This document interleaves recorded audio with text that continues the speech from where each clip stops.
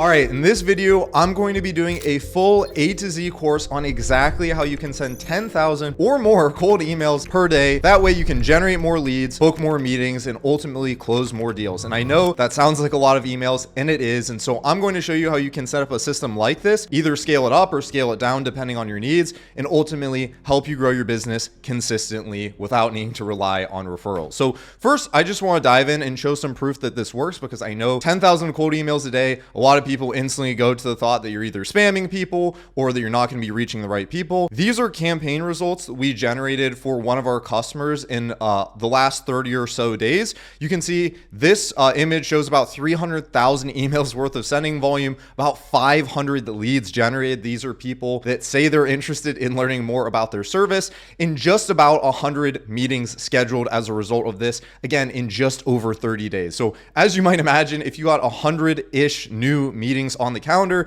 that can make a big impact on your business. So you can see here, these are more screenshots. So this is an end of week report where we booked them 22 meetings. You can see this is a screenshot of just like a week of sending. Again, this is really small, but this shows we're sending more than 10,000 emails a day. And this is the month recap that we had for this customer. This is 30 days worth. You can see we sent just under 300,000 emails and scheduled about 84 meetings. Now in the screenshot here, which is a little more than 30 days, this has about 100 meetings. So you can see, again, when this is out and right, there's a lot of potential for you to grow your business. I'm also going to share a little bit of my track record. That way, you know a little bit about who I am. I've used this process across various B2B industries over the last 3 or so years that I've tracked to send just under 5 million emails, generate close to 100,000 replies, and schedule about 2,500 sales meetings. I've actively taught these strategies to hundreds of businesses, and I do this actively for about 20-ish customers right now. And this works in industries such as marketing agencies, B2B SaaS companies, staffing firm, investment banking, IT, insurance, wholesale, accounting. These are just ones that I've worked with, that I come up with off the top of my head recently. But again, this process can work in almost any B2B vertical that meets the criteria that I'm going to get to here in a second. So what I want to talk about is what we're going to cover. So my goal is to distill the thousands of hours of trial and error and doing all the mistakes that I've done, and hopefully shortcut it all for you in this video in a fraction of the time. So more specifically, this is what we're going to cover in this course. Number one, who this strategy works for. Number two, how to set up the email infrastructure so you can send this volume or similar volumes of emails without landing in spam or minimizing the chances that you land in spam. We're also going to be talking about who to target and what to say. So that's the strategy piece. I'm going to be talking about how to source a lead list, how to write your script, how to actually build the campaign in a sending tool, how to set appointments. And then also I'm going to be giving a bonus cheat sheet / tool summary. That way you can click and get all the tools needed for this in a relatively short period of time. By the way, if you want the doc that I'm showing in this video, there's going to be a link to it in the description below. That way you can follow along and click through any of the stuff in there.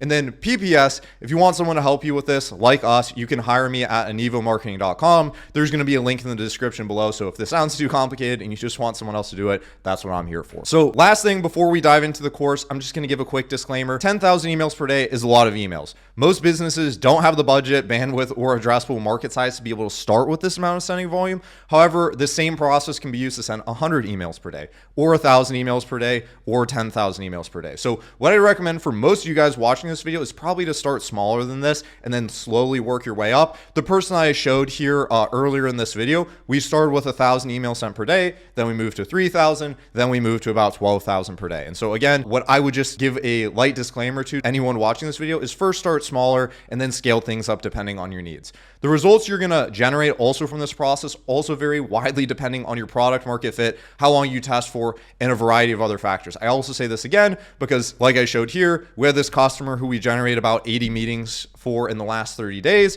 and that is not something that you instantly snap your fingers to, and it takes a lot of experience. Like I said, I've been doing this for 3 years. This isn't easy, but hopefully what I can do in this video is shortcut this process so you can at least get some results in a lot shorter of a period of time. So the first thing we're going to cover is who this strategy works for. This ultimately works for people that are selling a B2B offering, meaning you're selling to other businesses. The reason why is if you sell to consumers, the data is going to be harder to source. And in some countries, in some areas, it's not legal to unsolicited contact consumers. So primarily this is geared for B2B businesses. And then you need to have at least 10,000 people in market. Again, if you're reaching out to 10,000 people a day, you're going to need a lot more than 10,000 people in market. I'm broadly talking about the process of doing automated cold email at scale. You're going to need a lot more if you're going to be doing this type of volume, like 10,000 emails a day. You're probably going to need like close to 100,000 or 200,000 people in market. And we're going to talk about the math to make sure that you have enough people. But you want to have a B2B service and you want to have at least a somewhat large addressable market, not like Ohio accountants that have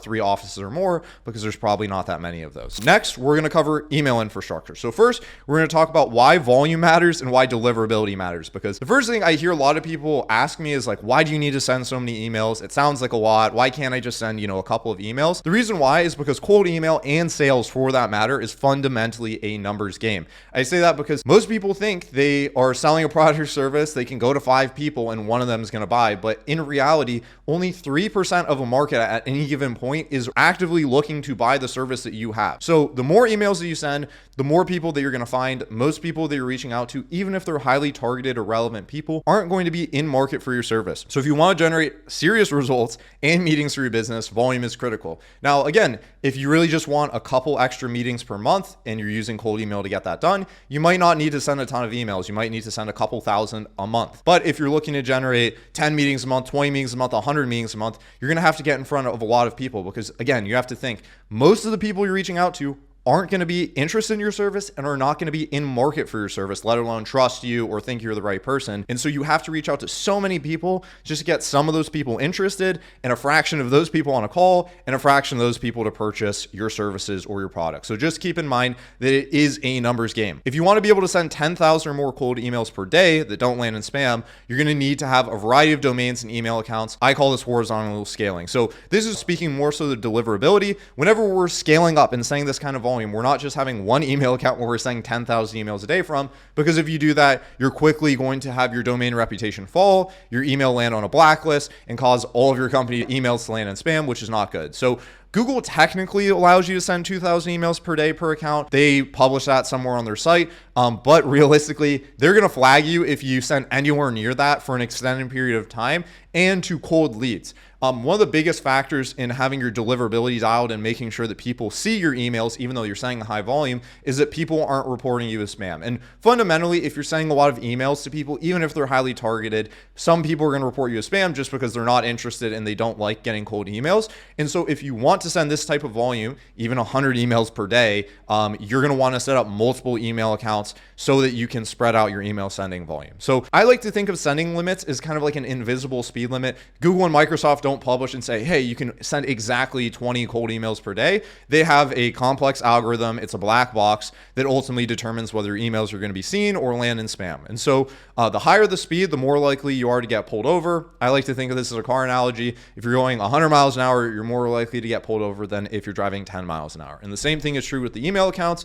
This is why we set up multiple email accounts that allows you to spread out your volume across multiple different providers. So instead of having one email account and one domain, we're going to set up multiple domains. This is going to allow you to spread out your email volume and not get flagged. So to use the car analogy, instead of having one car that goes 100 miles an hour, we're going to have 5 cars that go 20 miles an hour. And this is going to allow you to not get pulled over. So starting with 10,000 cold emails per day, again, sounds like a lot, and you should begin a lot smaller unless you have a giant addressable market and you really just want to kick things off big. The key to doing this is to balance high volume with spam. You want to make sure your sending emails are also relevant. I know a lot of people can also send 10,000 cold emails per day, but if you don't target properly, and we're going to talk about this in the strategy section, if you're not reaching out to the relevant people, you are fundamentally just sending spam, which is not only not a good thing to do, but also it's going to make your life a lot more miserable. So again, start small and then you can scale up into this. Once you have a market segment that's proven and you're getting good response rates and your emails are relevant, then you can talk about scaling it up to like 10,000 a day. I would say, again, if you're starting out 100 emails a day, 500 emails a day, 1,000 emails a day,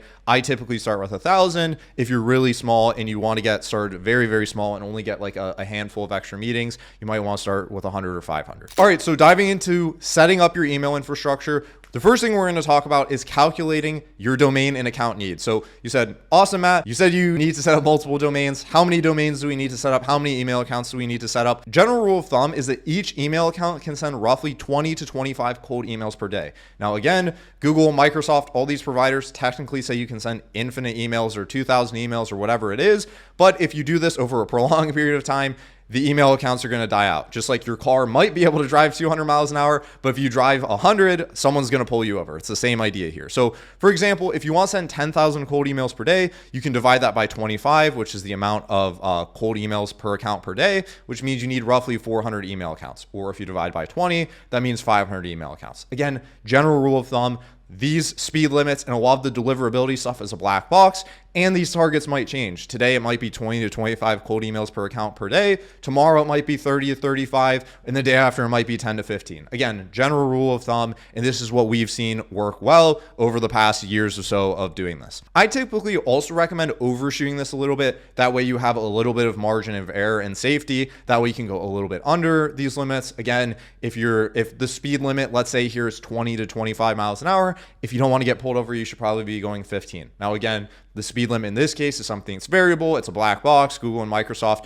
determine it based on a lot of different factors, but this is just a general rule of thumb. Another thing you can even do is set up 2x the amount of required accounts. That way, in case anything does go wrong, you have a little bit of stuff that is sidelined and ready to go in case something comes up. So for the customer that I referenced above here, you can see we have just under 800 email accounts, and we're going to set up even more. That way, we have additional email accounts on the sidelines in case anything goes wrong, and that way we have additional longevity, and we can go a little bit under the best practice that we even give here. So after you determine the amount of emails you want to have, you're going to go ahead and set up these email accounts. Now, before we set up the email accounts, we need to buy the domains. That is where the email accounts are going to be hosted. So to get around the email limitations, again, you're going to need to create multiple domains that are similar to your main one. This is another common question. How do I make domains, or how do I set up these domains that also align with my branding? All you have to do is just take your main domain and then add suffixes or prefixes or slightly change it. So for example, if your main website is google.com, you might purchase getgoogle.com or trygoogle.com. You can purchase these domains from any major registrar. It doesn't really matter. GoDaddy, Porkbun, Squarespace, anyone that sells domains, for the most part, it's going to be fine. I haven't found much performance difference between domain registrars, or I haven't noticed it at least. So just whatever domain registrar you want to get, you're going to go out and purchase these domains. If you want to generate domains at scale, I have an AI prompt here. So for anyone that uses ChatGPT or Claude or whatever, here's a prompt you can use to easily plug and play and generate a bunch of domains. You can copy and paste this in, then plug your domain, and it'll output a bunch of different variations. That way you can go out and purchase your domains. Now, in addition to this, we're going to talk about how to set up the email account. So after you buy your domains, you're going to set up your email accounts. You have three main options for email providers. There's Google, there's Microsoft, and there's private servers. Google, reliable. Microsoft, also reliable. Private servers, it can be hit or miss. It really just depends on the specific provider you're going with, and some providers are better or worse. That way, my general recommendation is just to stick to Google and Microsoft because they're big, reputable companies and they maintain their IPs well and they have reputation. If you really, really want the best blend of everything, I recommend blending all three of them. But if you want to have the short, simple answer, you can pick one or two of these, and I would err on the side of caution and pick Google or Microsoft. Now, again, Google is performing well as the time of the recording of this video, so we primarily use that, but these things, again, change, which is why the best approach is to have a blend of all three. The second best approach might be to pick Google and Microsoft since they're the big box ones. And then if you really just want the simplest approach, you can just pick one of these. Private servers are easier to set up with the solutions out there on the market. You can also manually set up Google and Microsoft. So my also recommendation is to only set up 1 to 3 emails per domain. That way it protects your domain reputation. You don't want to go out and have 50 different email accounts on this one domain. Again, you want to horizontally scale this and spread this out as much as possible. Ideally, less is more. So some people recommend having up to 5 email accounts per domain. I recommend only having 1 to 3 accounts per domain to protect your domain reputation and, again, to have longevity on your setup. Now, after you went ahead and you purchased your domains and you set up the email accounts, you're going to want to configure your DNS records. So for optimal deliverability, you're going to need to set up your DNS records. These are your SPF records, your DKIM records, and DMARC records. These are all configured through your domain registrar in your DNS settings. And if you're setting up through a Google or a Microsoft, it's going to walk you through these steps. So whenever you're going to Google and you're setting it up, you go to workspace.google.com, or you go to Microsoft and you start buying these email accounts. A lot of the setup here is going to be walked through whenever you go to the websites to actually purchase the email accounts themselves. So additional deliverability tips, adding profile pictures to Google accounts. I say Google accounts specifically because Google shows your profile picture to other people on Google's network. For example, Microsoft doesn't do that. And if you send a Google email to a Microsoft email, it's not going to show up.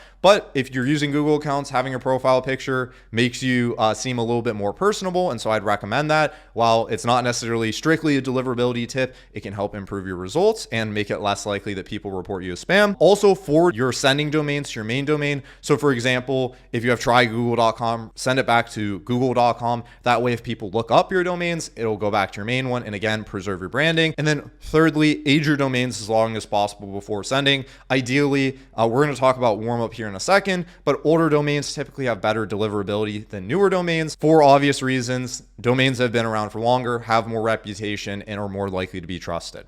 So again, recapping, we calculated the amount of domains we need, we purchased them, we set up the email accounts under them, again, by going to Google or Microsoft's website or going to a private server site like mailreef.com. You configure your DNS records, and now we're going to want to connect it to a sending tool. So we have all our accounts set up. Now we want to connect it to a sending tool. That way we can sequence all these together at scale. So most email marketing tools, and this is a question I get a lot too, people are asking me, why can't I use MailChimp or Constant Contact or any one of these big tools, and why do I have to do this horizontally scaled structure? The reason why is because these tools are built to email people that have already opted into an email list. And also, these tools explicitly put in their terms of service that you need to be reaching out to people that have opted in. The reason why is they want to protect their own IPs, their own reputation, and again, they will kick you off their platforms if you do this. So you're going to want to use a tool like SmartLead or Instantly, and other tools like HubSpot, Outreach, and ZoomInfo don't have most of the cutting edge cold email tools or the most cold email features. That way, you can't sequence tons of email accounts together like what we're talking about here. So again, the main tools I recommend are smartly.ai and instantly.ai. Both these tools are great tools. They have very similar feature sets. There's plenty of tools on the market. These are my two personal recommendations, and they have a big feature set. The one that we personally use is SmartLead, but again, Instantly is a good option, and it doesn't really matter which one you use all too much, depending on the exact features you need. Both of these tools allow you to connect all these emails, so like hundreds of emails or dozens of emails or even a handful of emails together, and they allow you to sequence them together. That way you can reach out to people and use their built-in warm-up networks to build reputation. I'm going to talk about what warm-up is in a second here as well. Another neat thing about SmartLead and Instantly is that they can help automate a lot of this process for you. So you can also purchase, set up domains, set up email accounts, configure DNS records all within these platforms themselves. And so you can take a look at them once you sign up to one of these two platforms. So after you pick your platform, you set up all your email accounts, you have the platform set up, you're going to want to enable warm-up. So once you've created your email accounts, and you've connected them to one of these platforms, you're going to want to enable warm-up. Now, the next question is, what is warm-up? Whenever you set up email accounts, they are not going to have any prior reputation because they're fresh email accounts. What warm-up is basically the process of sending emails to other people on the warm-up network, thus give you a track record and reputation and show to Google and Microsoft and these other platforms that your accounts are in fact legitimate and that they're sending normal emails. So warm-up works by automatically sending emails to other users on the network who then open your emails, reply to them, and mark them not as spam. Again, making your emails look more legitimate and improving your deliverability. So this boosts your email account reputation, helps remove them from spam if they are landing in spam, and significantly increases the longevity of your email account. So inside SmartLead, Instantly, or similar tools, this is all in the settings tab. If you sign up to one of these tools, you will see it there. And the approach is to gradually warm up your email accounts. That way they have extended longevity. So as a pro tip, keep your warm up to cold email sending ratio 1-to-1. So if you're sending 20 cold emails per day, you should send about 20 warm up emails per day. This is a general rule of thumb. Things change, but if you're looking for a simple answer, once you connect these tools, you will see that is a pretty good ratio. And most importantly, never turn off warm up. This helps increase your account's longevity and makes it so that they have as big of a runway as possible to have a good result. So just to recap the final setup process, set up the email accounts, add them all to your chosen tool, enable warm up for at least 14 days before launching any campaigns. And then this process will gradually increase the reputation and will make it less likely that your emails land in spam. When done correctly, this will allow you to send emails at scale, avoid spam folders, protect your domain's reputation, consistently send high volume, and also preserve your main domain. So that is the infrastructure in a nutshell. And now we're going to move on to strategy. All right, so now that we've talked about email infrastructure, how to set up the email accounts, how to connect them to the sending tools, and what tools to use, we want to talk about campaign strategy. So campaign strategy might sound pretty general, but more specifically what I'm talking about here is who we should be reaching out to and why we should be reaching out to them. So for example, the way I like to visualize this is if there's a big ocean of all these different fish you could be catching, what part of the ocean should you fish in more specifically so that you can catch the most amount of fish, right? So first we're going to define some terms. The first is your total addressable market. So total addressable market is like the full ocean of fish that you could potentially fish into. This is everyone you could ever possibly sell. And your ideal client profile is your most ideal segment of customers. So more specifically, let's say out of the full ocean and the fish you could be catching, your most ideal client profile might be salmon, for example. So it's within a niche of everyone you can be reaching out to. So first, you're going to want to define your TAM. Who's everyone you could be reaching out to? This is important because once we go into the data tools and start plugging in filters, they're going to be asking for these filters.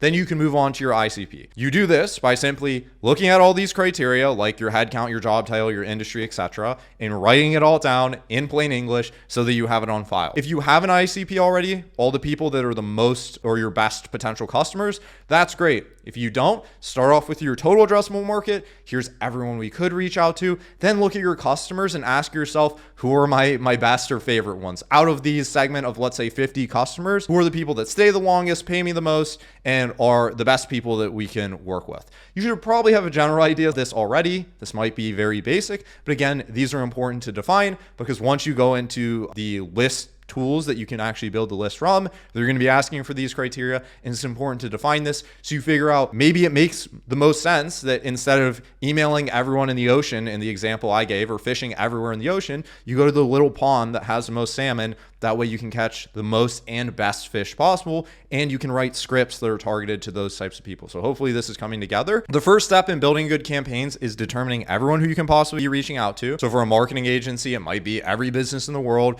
For a law firm marketing agency, it might be every law firm in the world or in the US. For a SaaS tool, it might be a specific industry or with a specific role. This is your total addressable market. This is the complete universe of people you could be selling to. And then you're going to want to build out your ICP. So the people that are the most ideal. So after determining your broad total addressable market, you're going to want to segment out into the ICP. Once you have your ICP, you can then even chunk it down further. So let's say you want to catch salmon. There might be a shiny skin salmon or a opaque skin salmon. Again, I'm just using an analogy here, but in your case, there might be commercial litigation law firms versus divorce law firms. And maybe you have the law firms are your most ideal customers, or maybe one of those is most ideal customers, and then you segment it out further. Now, again, what we're basically doing is just looking at everyone we can reach out to and breaking it down into smaller and smaller and smaller chunks. And I'm going to talk about in a second why this is important. The reason why is because if you target all law firms, let's say in this law firm marketing agency example, you are going to be very broadly speaking to people. You're going to say, hey,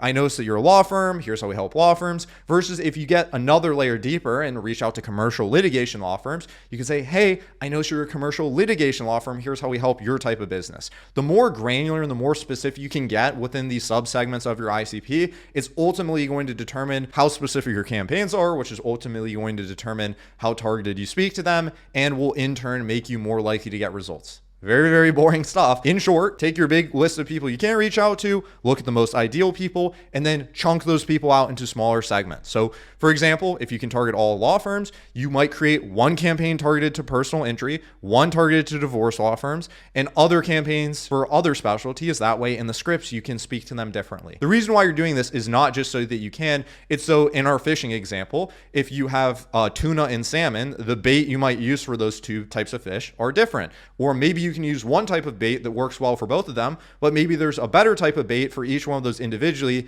that if you use those, you can get better results. Again, big picture here, we're just trying to take a big market, chunk it into smaller markets. Whenever I'm going here and I'm going all the way back and I'm showing you these campaigns, we're not just mass blasting like this is a customer that I was referring to earlier. We have all these different segments. This is not just one giant campaign where we're saying, here's 300,000 emails, go book calls with me. We're going out to all different types of sub segments in the market with different value propositions, different angles, different bait, and then we're coming to them with those angles, which in turn will help them be more likely to schedule calls. So again, in short, we're going to take our big market, we're going to chunk it down to smaller markets. And a couple ways that you can chunk down your market into smaller segments that you can run campaigns to is you can look at industries. So let's say you reach out to SaaS companies. There's within SaaS, there's fintech, there's healthcare SaaS, there's all kinds of these different SaaS companies. You can chunk it down. Like an example, you can chunk down a list to is based on events. So let's say there's all the law firms in the US. We want to reach out to people that are going to this specific legal conference. You can do case study led stuff. Maybe you helped a specific type of law firm in a specific type of way. You scrape that type of law firm, you reach out to them, giving a case study of someone similar to them. You can do by geography. Hey, I noticed you're in Idaho. Hey, I noticed you're in Florida. Hey, I noticed you're in Pennsylvania. Seniority, you can break out your market into different job titles. So maybe you reach out to a CEO in a certain way, you reach out to a partner in a different way, you reach out to an operations person a different way, a marketing person a different way, or by pain points. Again, these are all different ways you can segment out your market. Finding the right balance here, because in a perfect world, what you would be doing is taking everyone in your market and making sub segments that are really, really small. And at that point, you're basically just sending manual emails. There's no way if you're trying to send 1,000 emails a day or 10,000 emails a day, that you're going to make 50 different campaigns every single day. It's going to get really tedious. So what you're trying to look for is the 80-20. You want to have broad campaigns that have a lot of leads. That way you can run large campaigns to them. But you also don't want to have super itty bitty tiny campaigns, not because they won't perform better. They will perform better, but because you're not going to be able to hit your targets. If you only scrape, 20 commercial litigation attorneys that are in Ohio that have 3 or more partners, you're going to have a really, really tiny market, and you're going to run those emails, and they're not going to convert maybe as well as if you sent to 1,000 people that were just in commercial litigation. So hopefully that makes sense. The ideal segmentation, again, creates large enough people that you can reach out to hit your volume goals, and small enough that you can have personalized messages that resonate with those people. So first, determine who you can reach out to, then segment them out into people that you can speak best to and that you have specific reasons to reach out to them, and then decide based on how big it is, how you want to chunk it up. So first, go ahead and do this. Define your addressable market, define your ICP, define the segments of your market. And then once you do this, now we can move on into actually building out these campaigns. Again, all these different segments we're building out here, these are the campaigns you're going to be launching. These are, in this case, the campaigns that I showed above here. All of these are different segments of the market that have different scripts, different lists, and we're speaking to them in all kinds of different ways that, again, we scrape and then we can run campaigns too. Real quick, if you're watching this video and you want someone to come in and actually build out a system and manage it like I'm showing you in this video here, feel free to check the first link in the description below. We can either help you build out a cold email system, help you build one out and manage it and book calls on your behalf, or help answer any questions you have when trying to navigate sending cold emails at scale. So if you want to check that out, check the first link in the description below. Appreciate you a ton and hope you enjoy the rest of the video. Cool. So now that we've talked about who we should be reaching out to and why we should be reaching out to and the ways that we're chunking down these campaigns, we're going to talk about sourcing data. So before we jump into where to find the leads, now let's do a little bit of calculation to determine how many leads you're going to need to hit. This is a really common question because the first thing you're going to ask yourself is how many people do I even need to find? So a really simple way that you can determine how many people you want to reach out to is to take your daily email volume, take your business days per month, and then divide it by the number of emails in a sequence. So for example, if we're sending 1,000 emails per day with 20 business days per month, that means we're sending 20,000 emails per month. We're going to need to have 20,000 worth of people to be able to send to. Now, you don't necessarily need 20,000 individual decision makers, because if you're sending a 2 email long follow-up sequence, that means you need half as many people. If you have a 4 email long follow-up sequence, you're gonna need a quarter as many people. So again, take the amount of people you're reaching out to, or take the amount of sending volume you're going to be sending in a month. So that's done by taking your daily volume and multiplying it by business days in a month. So let's say we're saying 20,000 in a month. Then we're going to divide by number of emails in the sequence. We're going to talk about sequence length in a second here, but assuming you're sending 2 emails, that means you need 10,000 people. If you're sending 4 emails, that means you need 5,000 people, etc., etc. If you're sending 10,000 emails, that might mean you're sending 200,000 emails a month. You divide that by 4. If you're doing a 4 email long sequence, that's 50,000 people. So this is just an example. This calculation is crucial because it's going to tell you how many leads you need before you actually source and launch your campaigns and also make the math easier. So now we're going to talk about data sources. So most B2B data falls into a handful of different categories. I say two main categories. The two main ones are LinkedIn-based data and Google Maps-based data. Google and LinkedIn are basically the biggest data source in the world for all types of B2B data. LinkedIn, because people are literally going on LinkedIn and saying, this is where I work, this is my job title, which makes it really easy to infer their email address. And then Google, because people have Google locations, they're listing their business, they're saying this is my business, and you can scrape both of these sources. So LinkedIn-based data, this is best for white collar type businesses, professional services, SaaS companies, agencies, basically anyone who's on LinkedIn is probably going to be in one of these databases. Apollo, my understanding is they source a lot of data from LinkedIn. Could be wrong, but it seems like there's a lot of overlap. They're one of the most comprehensive LinkedIn style data platforms. Sales Navigator, this is LinkedIn themselves. It's like a sub tool within LinkedIn. And you can add enrichment tools on top of this so that you can pull people out of this. So for example, Sales Navigator plus Prospeo.io, Crunchbase, PitchBook, these are all different data platforms you can use. The exact one you're going to use depends on your needs and what you're looking for. If you want a short answer, we use Apollo for a lot of our sourcing. You can also use Clay. I'm going to talk about that in a second here, but just to keep it simple, these are the different tools you can look at. I would go off and Google these tools. You can watch other videos on my channel. Before you click off here, watch the rest of this video so you can see all the stuff that you're going to need, but you can see other videos on my channel breaking down all the tools and the pros and cons depending on the data you need from these data sources. If you want to scrape people based on Google Maps or Google Maps style scrapers, so for example, if you're reaching out to like brick and mortar businesses, local businesses, the types of businesses that aren't going to have like a matt@website.com type email. So think like a pizza shop or a nail salon or a gym or any of these types of businesses, I'd look for a Google Maps based scraper because these guys aren't going to be on LinkedIn. Tools like Outscraper, Clay has a Google Maps scraper, Serper.dev, which is like an API tool that you can plug into other tools.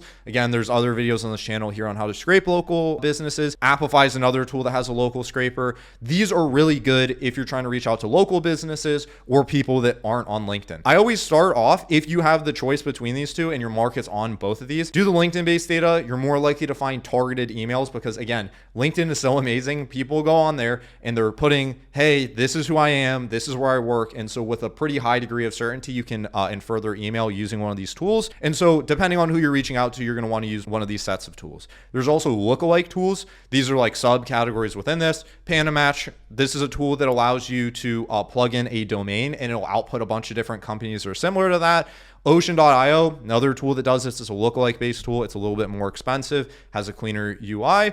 PandaMatch is a lot less expensive and what we use in a lot of cases if we're doing like bulk type searches. So other data tools you can use depending on your use case. For example, one of the tools is Instant Data Scraper. This is a Chrome extension. It allows you to scrape tables on websites. So if you found like a directory that you're trying to scrape, Instant Data Scraper lets you do that. It's a free Chrome extension. BuiltWith is another tool that you can use to source people based on technology usage. So if you want to find people that are using Shopify, for example, you can go on BuiltWith, get a subscription and filter for people that have the technology Shopify. Clay is another tool. I have a bunch of standalone videos on Clay. It is like a million tools baked into one, and there's so many different use cases you can use Clay for. And then there's Appify, which is a tool that has a lot more scrapers. The key here, again, without making this super overwhelming, is to do your research on tools, figure out what you need, and then pick the best tool or tools depending on your needs. For most businesses, it's going to be an Apollo or a Sales Navigator or Clay or some combination of all of these. In most cases, for most of the data we're sourcing, we're getting a fair amount from Apollo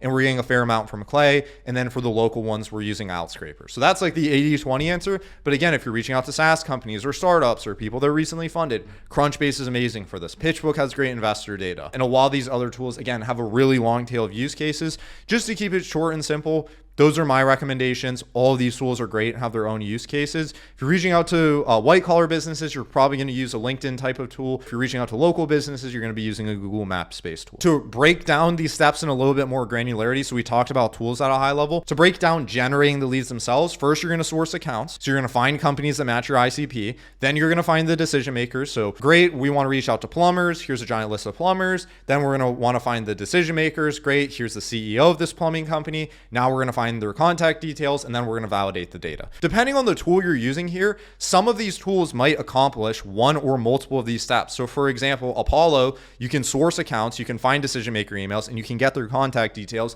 but you can't validate their data in the platform. So for example, tools like Apollo and Outscraper handle steps 1 through 3 for you, and then you're going to need a validation tool to make sure that the emails exist. The reason why you want to validate your emails is because if you reach out to people that don't exist, it's going to waste your email sending volume. And if you get high bounces on your emails, it's going to make your domain reputation go down and make it more likely that, again, you land in spam. So for more sophisticated workflows, you can use Clay.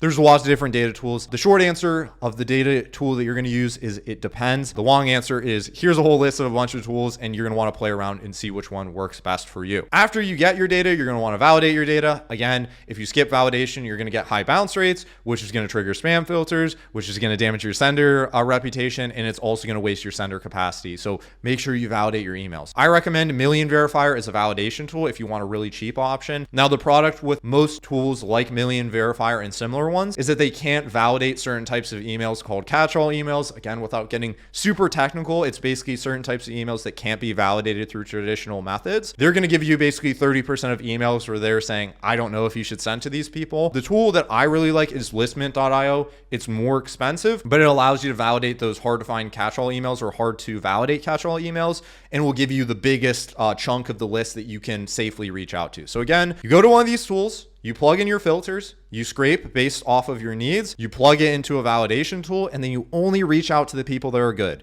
Inside of Million Verifier, you might see emails that are listed as risky or something similar to that. I would not recommend reaching out to those people because some of those people might not exist, and that will also hurt your bounce rate. Once you have a validated list, if you want to get even a layer deeper and personalize your emails at scale with AI, you can use Clay. So again, I have full standalone videos on Clay. Clay is a very powerful and a very sophisticated tool and a high learning curve to it. So if you're just starting out, I wouldn't recommend diving into it. But if you really want to get deep into workflows, have your emails personalized with AI, and really filter stuff out, I'd recommend using clay.com. It's really good because it has a feature called Clayagent, which allows you to go to websites and basically use AI to scan the website and return back certain criteria. So if I want to say, here's a lead list of 10,000 people, tell me if any of these 10,000 people are not a fit, or look at these 10,000 people and categorize them into smaller subcomponents that then I can use in my emails, or identify the services that they offer, or generate a personalized first line, or find a case study on their website. It has so many different use cases. So for example, with Clay, you can level up your personalization. So instead of sending, hey, I noticed you run a law firm, you can say, hey, I noticed you run a law firm that specializes in divorce cases and you have 3 attorneys on your team. This is used because they have a lot of AI features. Again, I have standalone videos on Clay. And without to make this a full Clay breakdown, this is a tool that I'd recommend and you use for that if you want to go a layer deeper. Now, if you're just starting out, and again, this is the first time you're setting up a cold email campaign, I wouldn't recommend diving into Clay because there's a big learning curve. And if you want to see a full video breakdown on that, I have another one on my channel, and that is what you should use if you want to do that. So now we talked through list scraping. We talked about how to source the list, where to find lists, how to break down the list, what tools to use depending on your use case. After you get the list, you need to plug them into Million Verifier. Now we're going to be talking about scripting. This is the final piece that you can take before actually building out your campaigns and launching them inside of a sequencer. All right, so now that we've talked about how to set up the email accounts so that we can send the emails in the first place, we also talked about who we should be reaching out to and why, and how to set up the strategy and segment out your market. And we've also talked about where to source and find the people so that we can reach out to them. We need to talk about what we're saying to them and what are the cold email scripts. So effective cold email scripting is critical to your success, but it's completely predicated on having a good list in the first place. If you have a good list, it lets you write a good script. This is why we talked about strategy, then we talked about lists, now we're talking about scripts. It's important to have that order just because if you have a really good list, the script almost writes itself. So if we're reaching out to lawyers in Idaho, being able to say, hey, I know you're a lawyer in Idaho, is going to do a lot better now that we have that data. So the foundation of writing great cold email copy, cold email is a one-to-one channel. Unlike paid ads or content marketing, like if you're watching this video, I'm speaking directly to you in a sense, but if you on the backside of this camera's name is Joe, I'm not saying in this whole video, hey Joe, this is how we're doing this, or Sarah, hey Sarah, here's how we're doing this. I'm talking in a pretty broad or general way because I don't know who is on the other side of the camera. Shout out if your name is Joe or Sarah. But your goal is to speak directly to someone in a cold email. The reason why is because you're reaching out to them in a one-to-one way. You're not saying, hey, everyone in the world. You're sending an email directly to their inbox. One of the biggest mistakes that people make whenever they're writing their copy is they try to make it sound like an ad or a script or an infomercial. Here's examples of what not to do. Boost your results and tap into our high quality network of talent. Leave the hassles of recruiting in the past and meet company name, your one-stop shop, blah, blah, blah. Even when I'm saying this, I'm talking as if it's like an infomercial. And that's how some of these people, or maybe you're one of these people, write their cold emails. And if you write it like this, people know that it's not geared towards them. They lose their attention. They don't want to read your email, and they know that it was clearly automated and sent at scale. So instead, your emails should feel specifically like they are written to the recipient. And so that's what we're going to cover and talk about here. 4-part cold email structure. This is the framework I like to use to write emails. This is what we think through whenever we're writing emails. The first thing is personalization / why are you reaching out? So you start off the email talking directly to them. I know it's a crazy idea. So first part of your email should explain why you're reaching out to the specific person or call out something. Since cold email is a one-to-one medium, you shouldn't be speaking in generalities. An example, hi John, I came across your e-commerce website and you noticed you get roughly 50,000 site visitors per month according to SimilarWeb. If you don't know, SimilarWeb is a tool that lets you get site visitors. So this is, again, predicated on the list that you're using. If you want to go a layer deeper, hi John, I came across your supplement website because you scraped a list of only supplement companies. This is how you get really targeted cold emails and how it's possible to send a lot of emails that are still targeted and don't sound spammy because you're specifically talking to this person or this type of person. So, hey, came across your website, notice you roughly get 50,000 site visitors per month according to SimilarWeb. This is just an example of how you can open up an email. Great personalization doesn't just say something that's true, it also ties in with the relevance of the offering. So I'm going to give the rest of the email, this example email here in a second, but this is for like a conversion rate optimization offer. So if you don't know what that is, it's basically taking existing site traffic that you have and tweaking your landing page so you get more people to buy, right? And in this case, it is important to call out site visitors. If I'm reaching out to, a random person, let's say you're selling SEO, I wouldn't say, hey, I noticed that you have white shoes, even though that's true. And maybe they are wearing white shoes. Are you in market for SEO? It's personalized in a sense, like you're saying something that's personalized and it's true, but it has nothing to do with your product or service. So in this case, hey, I saw you run an e-commerce website. I know you have this many site visitors. Here's how we can help you monetize your site visitors more. And that would be the next part of the email. So for example, hey, I noticed you've been posting blogs since 2021, but your site traffic has only increased by 10%. Now we're talking about how, something that's relevant to SEO. Hey, I saw you're trying to run SEO, but it's not doing very well. So that's the first part of the email. Call them out, ideally personalize, and explain why you're reaching out or something that's specific to them. Number 2, value proposition. This is what you're selling. So clearly explain what you're selling and what it is that you do. So like, again, you called out something personal about them. You're going to explain what you're selling or why you sent them the email in the first place. Here's an example. We're a conversion rate optimization agency. We've helped 50 other supplement brands like yours increase their conversion rates. And since you're a supplement brand, I think we can help you too. So, hey, notice you're on a supplement brand. You have 50,000 site visitors. We help supplement brands get more traffic out of their site visitors or more sales out of their site visitors. I saw you're a supplement brand. We can help. This is just an example. You can keep this shorter. You can make this longer. This is just one way of writing this. Now, one thing I do want to notice, and you don't have to say this verbatim, right? You can just say, we've helped 50 other supplement brands monetize their site traffic more, and it can be implied that you're a conversion rate optimization agency.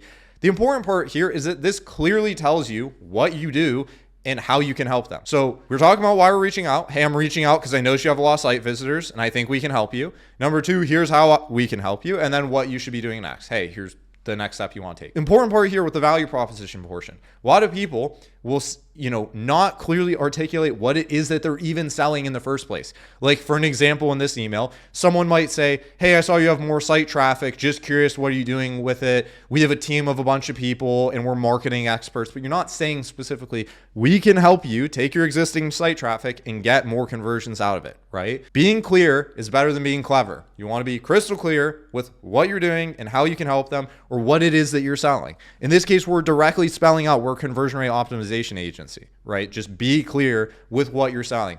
Biggest issue I see with a lot of people's value prop sections is that I'll ask them, I'm like, hey, what is it that your company does? They'll give a very straightforward answer. Like, yeah, we send cold emails for people, or we do marketing for people. But then when you read what they wrote in their email, they don't even say that. And so no one knows what you're selling.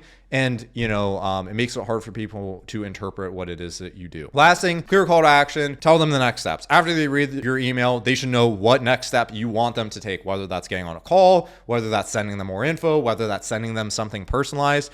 As an example, hey, are you interested in getting on a quick call to discuss how we can improve your site's conversion rate? So tying this all together. Hi, John, came across your site. Noticed you get roughly 50,000 visitors according to SimilarWeb. We're a conversion rate optimization agency. Adding on to this, we could say, just curious, are you looking to get more out of your traffic? So hi, name, came across your site, saw you have this many visitors. Just curious, you want to make more money. Just curious, you want to get more traffic. Just curious, you want to get more sales. Here's what we do. Here's how we help. Are you interested in getting on a call to discuss further? That's the email. 3 sentences, 4 sentences max. You can get this done very short and concise and just be direct and to the point. The best CTAs are either direct and just tell you exactly what they want, whether that's getting on a call, or provide something valuable. So free trial, free audit. Hey, can I send you some ideas I had for you? Free stuff works great. Or you can go directly for the call. If you go directly for the call, less people are probably going to be interested, but it's a lot more direct. If you want, you can propose specific times for a call. I would do this in a CT, like a follow-up CTA. This is, again, just an example of a CTA. I wouldn't put directly here like, hey, are you free at 3 p.m. because they haven't even said yes in the first place. In a follow-up CTA, you can say that. You can ask them a simple yes/no question, like, is this of interest for you or something valuable, right? Hey, can I send you over a 3-page audit I did on ways you can improve your site's performance? The last thing, I put this as a 4-step framework because this isn't necessarily a part of an email. It's not like a explicit part, but whenever you write an email, there's going to be objections. So I might read this email and think, hey, I don't know if this guy can get me results. Or, you have all these unresolved objections to getting on a call or responding to this email. What I like to do is the last step is once you wrote your email, you talked about personalized reason why you're reaching out, calling that out, explaining what it is that you do and what you sell, and then having a clear call to action. I like to read back the whole email as if I was a recipient. So reading back the email as if I was an e-commerce store, and then asking all the questions that I would have objections for, just thinking through from their frame. So for example, one of the examples I might read here is, okay, it sounds like you've helped brands by 15 to 20%, but I don't know if you can help me specifically. Let's say I have a sleep gummy brand, right? Then you can input a case study. Hey, we helped another sleep gummy brand get an increase of 22% in their conversion rates within 30 days. So I'm pre-handling an objection. Now, an example you can do that is with proof.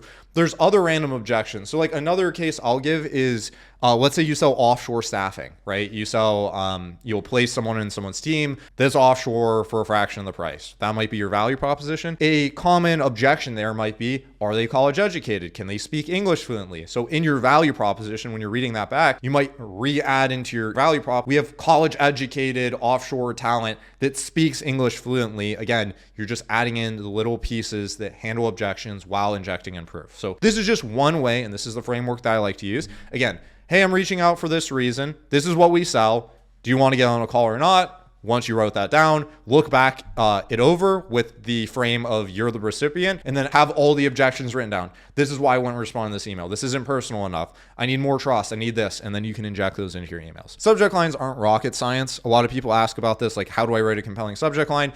You just want to keep it short. The only purpose of the subject line is just to get your email opened. That's it.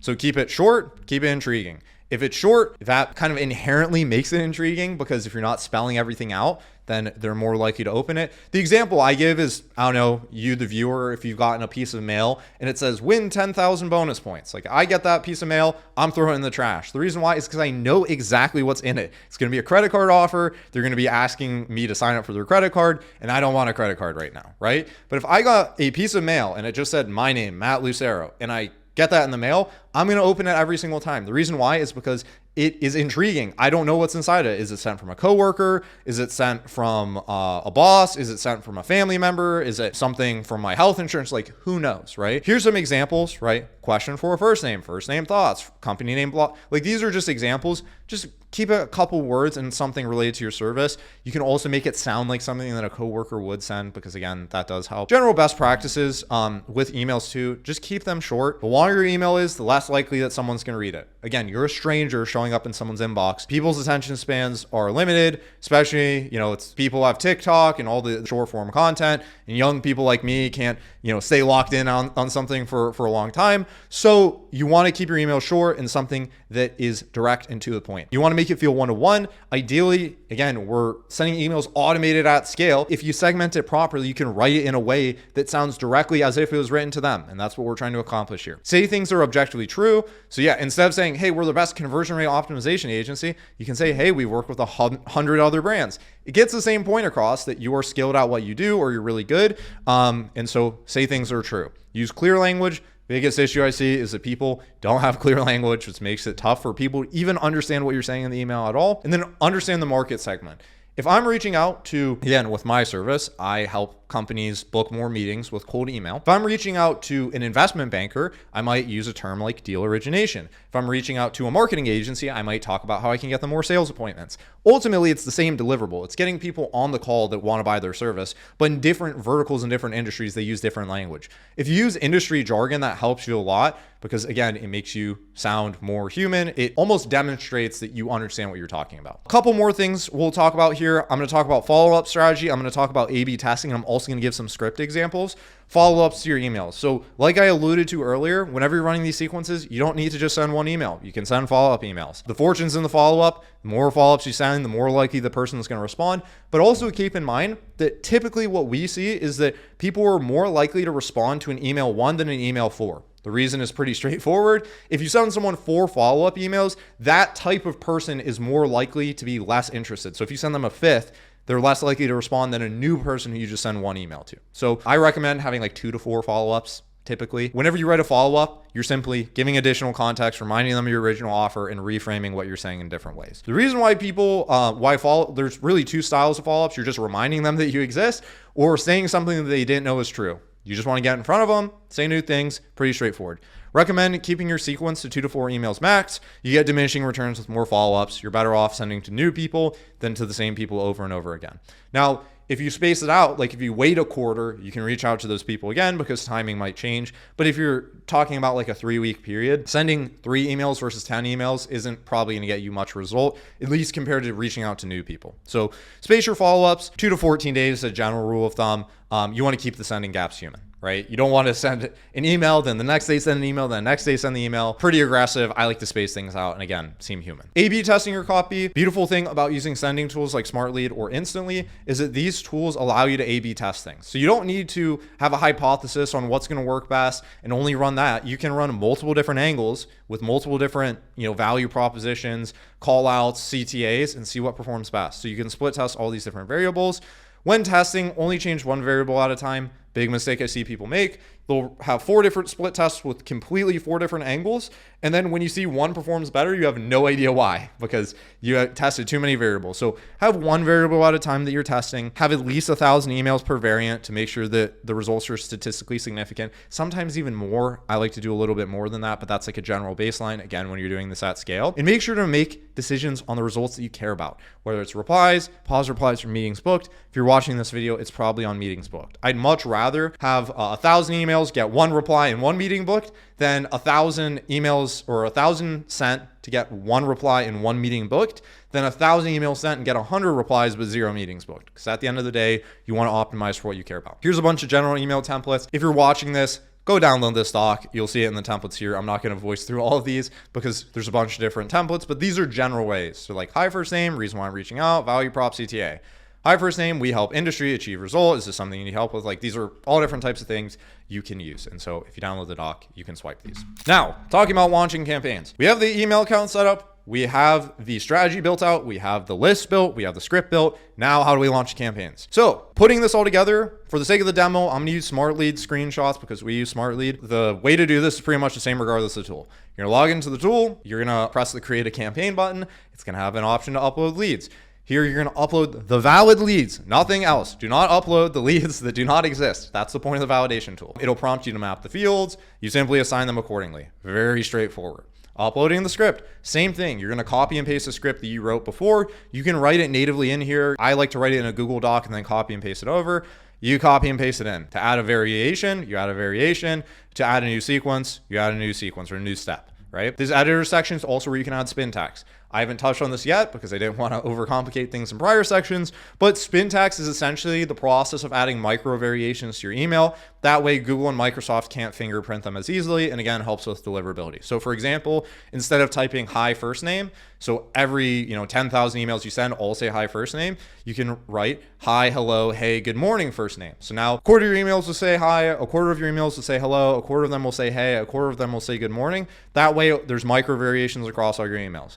This is just one example of doing this. I recommend doing this across all of your copy. Almost all modern, or I should say all modern cold email sending tools. This is why I talked about having like a modern tool. Smart Lead instantly have these features. Pretty much all cold email tools have these features. You should utilize this because again, it's hypothesized it prevents ESPs, email service providers, from fingerprinting your emails and making it so your emails land in spam because they say, hey, this guy's sending 10,000 of the same email in a row. This isn't normal. Let's throw them in spam. Settings wise, you're going to want to connect your email accounts. Again, you should have connected them prior, but now here's where you can assign the email accounts to the campaign. You can throw them all in the campaign. You can schedule them so you can pick the days of the week you want to send from. You can set the campaign settings. Again, one of the most crucial settings that I would recommend having on is to optimize your email delivery. There's a setting in pretty much every tool that says something like this. It's basically just optimize your sending delivery by sending in plain text without HTML. So basically just make sure your emails as bare bones as possible, removes links, removes images, removes all the type of stuff that makes it likely that you land in spam. This is going to disable open rate tracking. The reason why is because to track open rates, you need to have a pixel in your email. To have the pixel in the email, it's basically an image. Having that image makes it more likely that you land in spam. So doing this improves your deliverability, and there's a whole host of other settings depending on your use case. The last thing, highly recommend before the campaign goes live, and I say this, and it sounds obvious, but most people don't do it, is to quality check your campaigns. Before you launch your campaign, you want to make sure everything looks good. I've seen far too many times, and I've done this plenty of times myself, which is why I'm saying this, is that you want to make sure your spin tags looks right. You want to make sure that your leads that you upload were correct. You want to make sure that the script that is uploaded is correct. You want to make sure the settings are correct. Send yourself a test email. All these tools will have an option to send a test email. If you do this, you'll see what it looks like in the inbox, and you'll make sure that everything looks good. Most common mistakes I see, the spin text is formatted incorrectly, the scripts have spelling errors, your signatures aren't added, all kinds of little things that can add up and cause problems. So again, once you set up your campaign, you're going to want to check all the different quality assurance stuff just to make sure that everything looks good before you push it live. Now, you push the campaign live, you start to get replies. We want to talk about appointment setting. This is a crucial but overlooked part of cold email because cold email is the process of sending people emails that are total strangers. The part that is overlooked is getting those people who respond into meetings, because I'm assuming if you're watching this video, you're gonna want to get on sales calls, because sales calls are where you can sell people. Now, if you sell a product and you want to go back and forth over email and try and sell them that way, you can. But in most cases, if you're selling something that's relatively expensive, like something that costs thousands of dollars, tens of thousands, hundreds of thousands, millions of dollars, they're going to want to get on a call with you. So now that we've talked about everything else, we're talking about how to get the responses from your emails into appointments. This section assumes you want to get on calls with leads, which for the most people who run B2B businesses, this is the case. I've talked to plenty of people that try to have the back and forth conversation over email, and some percentage of them do make it work, but in most cases, you are going to get more closed deals by getting on calls with people. So categorizing responses. Once you get your responses, they're going to come into one of many different buckets. There's going to be people that are saying they're interested. There's going to be people that say they're not interested. There's going to be people that are out of office. You're going to get unsubscribe requests. You're going to get requests for more information. So many types of responses. I like to categorize leads into three main buckets. There's interested, there's not interested, and there's neutral, right? Interested is like, tell me more. Interested in a call, yes, please send me a video. Someone who wants to take a next step that's moving forward. Negative replies are not interested, out of office, unsubscribe. Neutral responses, I would consider like an out of office more candidly to be a neutral response, but also there's some responses that I would say pricing is still like someone saying, hey, can you tell me the price, is an interested response. I'll give an example of like a neutral response is like someone passing it off to their team member where they say, hey, I'm not responsible for this, but here's someone else who is. For the most part, you want most of all of your attention to be to interested, then to neutral, then to negative. Like there's no point in trying to convert. If you're already getting resistance from someone saying that they're not interested, trying to twist their arm to get them to be interested, then to get them on a call, then to close the deal is a lot harder than just taking someone who is interested and trying to push them down more. So your attention should be focused solely on the interested people. Neutral and negative ones, neutral meaning like out of office. I put that as negative here. I should have put that as neutral. You should be put aside. Once you get these replies, again, you're going to categorize them. All these tools, Smart Lead, Instantly, they have an option to categorize these tools with different things in their platform. You want to respond as quickly as possible. For people who show interest, it is crucial that you respond as quickly as possible. The faster, the better. There's plenty of studies. I'm sure there's a study, maybe my editor will throw something up here. The faster you respond to leads, more likely they are to not only book a call, but potentially even close the deal. Inside the master inbox, make sure you monitor it. Make sure you get to people as quickly as possible. Or ideally, if you're doing it, check it every once in a while, or even have a full-time person. If you have an SDR team, that's their job. They should be looking at it. Prioritize the people that are interested, follow up with them promptly, and then make sure that you get to the point. The other thing, whenever you're writing effective responses, you want to make sure you respond as fastly as possible, as concisely as possible. If you write a huge paragraph, you're a stranger, it's less likely they're going to read it, and get directly to the point. Someone asks you a question, answer the question, short and sweet, and then push them to get on a call. Another mistake I see people make, they'll send the emails out, they'll answer a question, and then they'll ask them another question, right? Instead of just get them on a call. Like, the goal of the email is to get them off email as fast as possible, because the best sales happen over the phone. Whenever you're talking to someone, you're more likely to sell them over a phone than over an email. So for example, they say, tell me more information. Here's how you could respond. Awesome. Here's how we help people. Give a quick rundown. If this sounds like something you're interested in, let's get on a call. Are you free on this time or this time? Let me know what works best. This is what I was talking about with CTAs. Just pitching times. Give them a time. Let them say yes. Make it as easy as possible for them to schedule. You can also throw a calendar link in here. I'm more of a fan of not throwing calendar links in emails, just because it's a lot easier for them to look at their calendar and say, yep, Wednesday works. You can also throw one in. Doesn't really matter too much either way. This type of response answers their question. They said, tell me more info. You gave them more info, and then it gave them a clear next step. Awesome. Let's get on a call so I can give you more info. It makes it easy for them to choose a time because you have two right there. Alternatively, you can throw a calendar link in here as well. Positions you to close a deal on a call rather than email, because like going back and forth, like what some people do is they're like, hey, here's what we do. Just curious. Are you struggling with this or that? Like way harder to do. Bonus. The thing that I'd recommend doing is multi-channel follow-up. If someone says, tell me more information, I mark this now as an interested response or a lead, and you're going to want to continually follow up with them. If they don't respond to the email, you can call them. You can send them a LinkedIn message. This person said, yes, I am interested. You should do everything you can to get in front of them. So you can connect with them on LinkedIn. This is a really easy layup response. You can give them a warm call. It's not really a cold call because they know who you are and they said they were interested. Hey, John, it's Matt. You said you were interested. I haven't heard back from you. Are you free right now? Nurture these leads as much as possible. You can send free materials. You can send Loom videos. You can send so many different types of things to get these people into calls. The fortune is in the follow-up. Going back to our point earlier about not, sending, the reason why you want to cap your cold email sending at like 2 to 4 follow-ups max is not because you can't get more of those people to convert. It's just a equation on whether or not sending to new people or old people is better. In the case that someone says that they're interested, you want to follow up as much as possible. This person raised their hand. They said they want to learn more. If you're sending all these emails, these are the few people that said they're interested. Do everything you can to get them on the call. Don't worry about warm calling, the not interested, the out of office. Don't worry about all those people. Just worry about the people that are interested. So once a lead agrees to a specific time, send them a calendar invite, get them on a call. Now that you moved them to call, now you can close the deal. Now, this isn't a full course on closing deals. It's a full course on getting people on calls with cold email. Remember, this is about momentum. This is about getting them on calls, respond quickly, keep it concise, and maximize your conversion. All right, so recapping everything I talked about here, to send 10,000 cold emails a day or 1,000 or however many, you're going to set up your email accounts. You're going to connect them to a sending tool and warm them for 14 days. You're going to decide on your strategy. You're going to scrape the list and validate the list. You're going to write the scripts. You're going to connect them to a sending tool, and then you're going to respond to leads and set them into meetings.